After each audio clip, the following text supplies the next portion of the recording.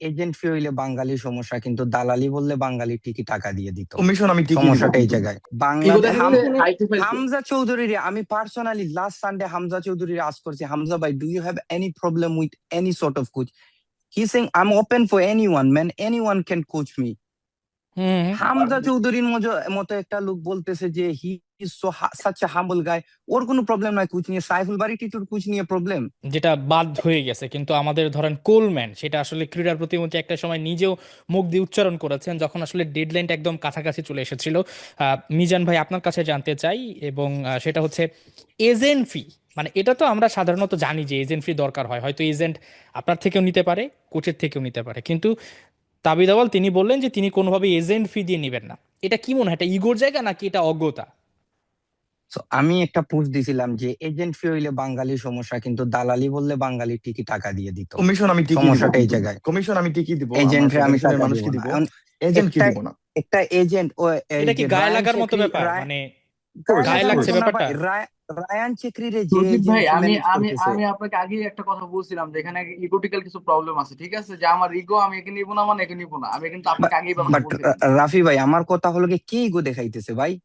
যদু মধু কদু তো ইগো দেখাইলে হবে না। ইগো বাংলাদেশ দেখাইতে আইতে ফেলছে। হামজা চৌধুরী, আমি personally last Sunday Hamza Chowdhury আজ করছি, হামজা ভাই, do you have any problem with any sort of coach? He saying I am open for anyone man, anyone can coach me. Hamza চৌধুরীর মতো একটা লোক বলতেছে যে he is so such a humble guy, ওর কোনো প্রবলেম নাই কোচ নিয়ে। সাইফুল বারী টিটুর কোচ নিয়ে প্রবলেম, কানন সাহেবের কোচ নিয়ে প্রবলেম।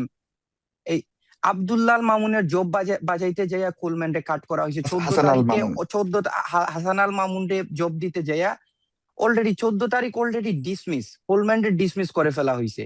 না হলে গায়না থেকে 14 তারিখ কেন রিজাইন দিবে দলি? There you go. ফানি এই ফানি একটা এই থিং। যে কোলম্যানের যে ইয়েতে, সরি ফর দ্য ইন্টারাপশন, আমি সবার সাথে এখানে রাফি ভাইয়ের সাথেও ডিসএগ্রি করলাম, মিজান ভাইয়ের সাথেও ডিসএগ্রি করলাম। কেন জানেন?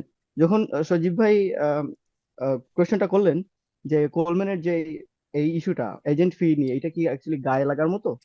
Totally not. কারণ they were actually looking for an excuse for a long time, quite long. Exactly, there you go. 100%। তো Agree. এতদিন কোনো এক্সকিউজই ছিল না। এখন এইটা সবাই জানে, আমরা যারা ফুটবল ফলো করি বাংলাদেশ থেকে হোক আর বাইরে থেকে হোক, সবাই জানে মানে কোনো কারণ ছাড়াই একটা মানে ডিলে করা হচ্ছে। আমি গ্যারান্টি দিয়ে বলতে পারি, এমনকি আমার কাছে প্রমাণ সহ আছে, বিএফএফ এর সাথে যতটুকু কথা হয়েছে এজেন্টের, কোলম্যানের এজেন্টের সাথে, তার চেয়ে বেশি কথা হয়েছে আমার। কারণ আলট্রাসের সাথে কথা হয়েছে কিন্তু আমরা অলরেডি। 10 দিনের ভিতরে আমরা 3বার পারি। ফোন কলে কথা বলছি, 3বার ফোন কলে কথা আজকে বলছি, আমরা শুধুমাত্র আমরা 10 তো দিনের বলবো না ভিতরে। যে এজেন্টের সাথে আমাদের কথা হয় না বা এজেন্ট আমাদের সাথে রেসপন্স করে নাই। আমরা তো বিএফএফ এর সাথে কাজ করি না, বিএফএফ এর হয়েও কাজ করি না। তাহলে ওরা কিভাবে করে? কারণ আপনি ওপেনিং আওয়ার্সে যখনই আপনি তাদের সাথে যোগাযোগ করতে চাইবেন প্রফেশনালি, আপনি তো হুট করে যে কাউকে কল দিলে তো তারা ধরবে না বা আপনার সাথে কোনো ইনফরমেশন শেয়ার করবে না। প্রফেশনালি অ্যাপ্রোচ করেন, ডেফিনেটলি দে উইল রেসপন্ড। এখন বারবার আমরা বিএফএফ থেকে শুনতে পেলাম, মানে এটা হতে পারে রিউমার, হতে পারে কমপ্লিটলি ফেক নিউজ, যে ওনারা বললেন যে কোলম্যানের ইয়ে যে লন্ডন অফিসের যে এজেন্সি, তাদের সাথে যোগাযোগ করা যাচ্ছে না, তারা রিপ্লাই করছে না। আমরা এটাও শুনলাম যে মেসেজের রিপ্লাই দিচ্ছেন না। They this were a part of drama. এটা একটা মানে এপিসোডিক ড্রামা ছিল, আমি 100% শিওর। এতদিন মানে অলরেডি তো আমরা ডুলির সাথে মানে একটা ডিল ফাইনাল করে ফেলছি, কিন্তু এটা তো বাংলাদেশের যে পরিস্থিতি ছিল, আমাদের সকল ফ্যান্সদের মধ্যে বা পুরো দেশে একটি ভালো জিনিস এক্সপেক্ট করছিল, কোলম্যান অথবা সেকেন্ড অপশন বার্নস্টক।